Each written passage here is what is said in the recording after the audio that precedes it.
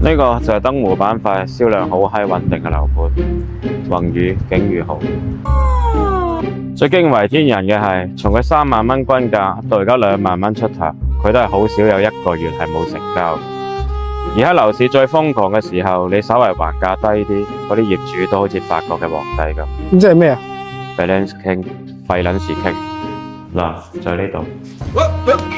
呢度處於海八路同南海大道嘅交界，每日都可以欣賞汽車排氣嘅交響樂。雖然望路嘅棟數唔多，但係都有成交。主要原因係因為價格平，大家都係為地為豬乸啦。對面就係千燈湖嘅核心資本嘅板塊，只係一路之隔就平咗一半價錢。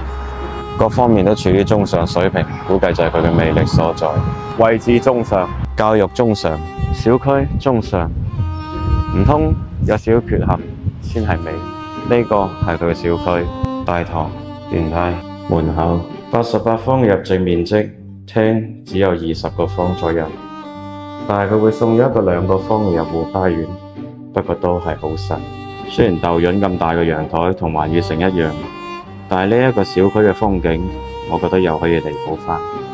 廚房嘅空間都算合理，但係配合呢個又長又粗嘅灶台，令到呢個廚房大得嚟又好窄。呢個戶型最大嘅優勢係客房都可以做到南北對立，兼且面積雖然唔大，但係亦都可以住到人。